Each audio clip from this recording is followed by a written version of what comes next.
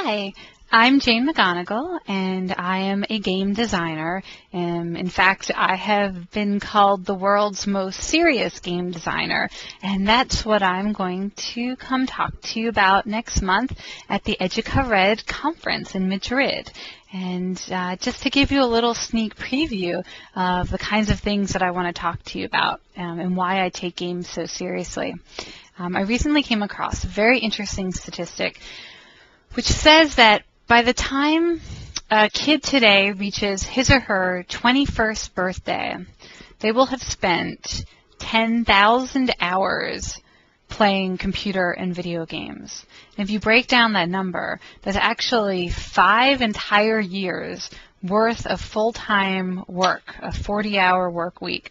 By the time a kid is 21 years old, if they grow up playing computer and video games, they'll have spent 5 work years of their lives playing games.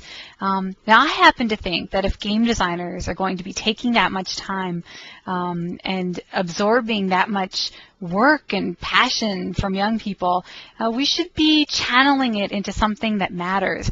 We should be making games that teach kids really important collaboration skills. We should be making games that help players improve their collective intelligence, and we should be making games that when you play them actually do real work or actually accomplish real work. And so those are the kinds of games that I make and the kind of games that I want to talk to you about, because there are already lots and lots of computer games that we can get kids playing today that will improve their real-world, extreme-scale collaboration skills, and that will also give them a chance to become directly involved with scientific research, real scientific research, that can help them feel, more part of the world of discovery and exploration.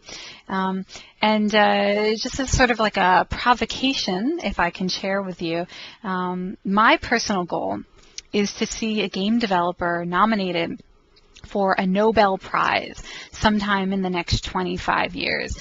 That's how seriously I take the power of games to do good, to bring lots and lots of people together and enable them to tackle really hard problems at the same time.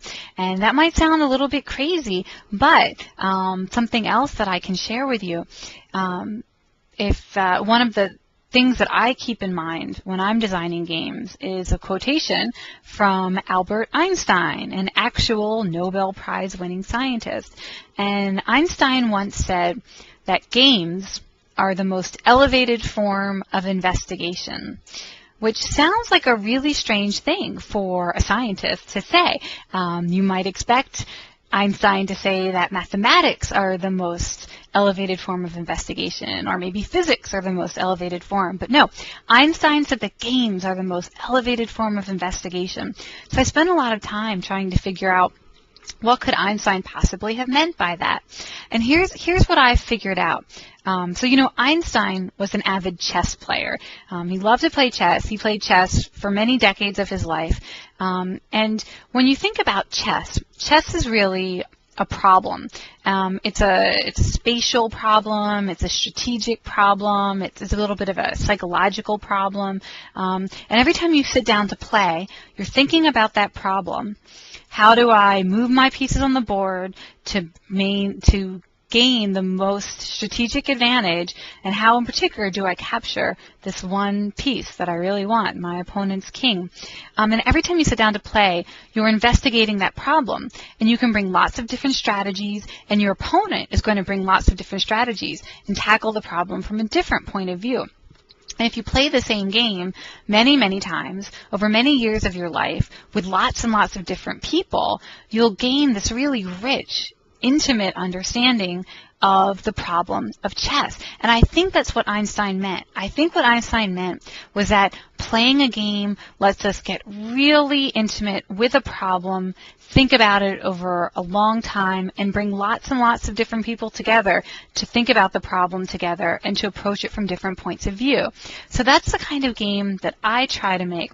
I make games that ask players of all ages from all over the world to come together and analyze a problem from their unique points of view. In the case of games that I'll be telling you about in Madrid, These include the problems of how to consume less energy and have a more sustainable economy. These include problems about being healthier in our everyday lives. These include problems of helping young people start their own businesses so they can get a sense of how to run businesses and how to help communities that are in need. And so these are the kind of things that games can actually do. So I'm not talking about just video games where you're playing in a fantasy world, but games that actually connect you to real-world problems. If you'd like to get a sneak preview of some of these games before I come and tell you about them, let me give you 2 recommendations. One game that you can look at is called World Without Oil, and the URL for that is worldwithoutoil.org. And we had lots of students play World Without Oil, and you'll find curriculum, ideas for how to use World Without Oil in the classroom. Another game that you can look at is called Superstruct, superstructgame.org.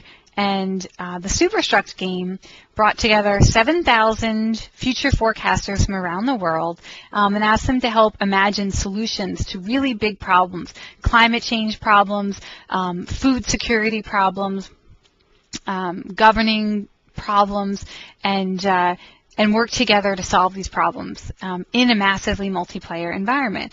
And we had lots of students play that game as well. So I'd encourage you to take a look at these 2 games and sort of start to think about how we can bring real-world problems into game environments.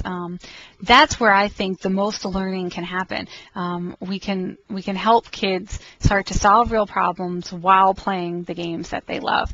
And I'll be out in Madrid in November to talk to you about that more. See you there.